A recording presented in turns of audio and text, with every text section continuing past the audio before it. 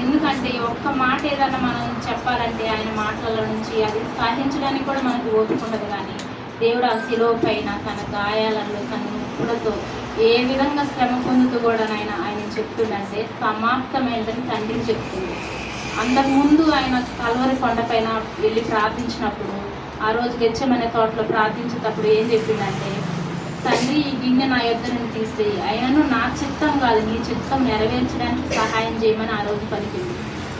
అది భరించే అంత బాధ, ఎంత బాధ అంటే అది భరించలేనంత బాధ. ఒకవేళ మనకి ఈ లోకంలో జీవిస్తున్న మన శరీర సంబంధంగా ఆలోచించినప్పుడు ఎట్లా ఉంటుందంటే, ఆపరేషన్ విషయంలో మనం ఒకసారి హాస్పిటల్కి వెళ్ళినప్పుడు ఎట్లా ఉంటుంది, గాయం అయినప్పుడు అది మత్తికోకుండా మనకు ఒకవేళ ఆపరేషన్ చేయడానికి అది సులభం ఉంటుందా? అది సాధ్యం కాదు. ఒకవేళ మత్తు లేకోకుండా మనం ఆపరేషన్ చేయించుకోగలమా? చేయించుకోలేము. ఆ ధైర్యం కూడా మనకు ఉండదు. అదైనా కానీ ఆ నొప్పులైనా కానీ మత్తు ఇచ్చినా సరే కానీ మనం కొంచెమన్నా బాధ అనిపిస్తుంది. ఇదే ఎంత భయంకరంగా ఉంది ప్రభువా, ఈ నొప్పి నుంచి నన్ను విడిపించవాలని మనం అడుగుతాం. కానీ ఆ నొప్పులలో కూడా ఉండి ఒక్క మాటైనా కోపంతో పలకట్లేదు. సమాప్తమైనది అని పలుకుతుంది. సమాప్తమైనదని పలికే మాటలలో ధైర్యం ఉండాలి. ఆ ధైర్యం ఎట్లా వచ్చిందంటే, ఆయన ఈ లోకాన్ని ఎంతగానో ప్రేమించింది అనమాట. నా పాపాల కోసం ఆయన ఈ లోకానికి దిగి వచ్చి ఒక్కరవ కూడా విడిచిపెట్టలేదు. ఆ పాపాన్ని ప్రతిదీ ఆయన పైన వేసుకుంది. చిన్నది కూడా ఈ లోకం వదిలిపెట్టింది. నాకు వద్దు ప్రభు, నేను భరించలేనని ఆయన చెప్పొచ్చు.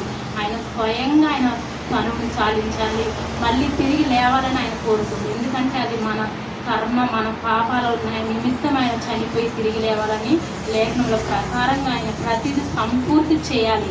ఏ ఒక్కటి నా బిడ్డలపైన వేయకూడదని ఆయన నిర్ణయించుకుంది. ఆయన ఏమనుకున్నంటే, ఈ లోకంలో మనం ఎంతో పాపమని బంధకాలలో చిక్కుబడిపోయి ఉన్నాం. మన శరీర రకంగా మన కర్మ పాపాలు, మన జన్మ పాపాలు, మనలో ఉన్న ప్రతి అతిక్రమంలోనూ ఆయన పైన వేసుకుంది. ఆయన మనం చూపుల ద్వారా ఎన్నో పాపాలు చేస్తాం, మాటల ద్వారా ఎన్నో పాపాలు చేస్తాం, ఎదుటి వారిని మోసగించే విషయంలో ఎంతో అబద్ధాలు ఆడతాం, ఎన్నో మాటలు చెప్తాం. కానీ ఆయన ఏం చేసిందంటే, ఏ ఒక్కటి కూడా అక్కడ నేను చేసినా, ఇది చేయకుండా కూడా నేను చేసినని చెప్పొచ్చు, కానీ ప్రతిదీ నెరవేర్చిందనమాట. ప్రతి ఒక్క పనిని నెరవేర్చుకొని భూమి మీద సమాధానాన్ని కలగజేసి మనకు రక్షణనిచ్చి పరలోకానికి ఆ తండ్రి కుడి పార్శ్వను కూర్చోడానికి వెళ్ళింది. అదేవిధంగా ఇంకొక మాట మనం చెప్పుకుందాం. ఏషియా 53:5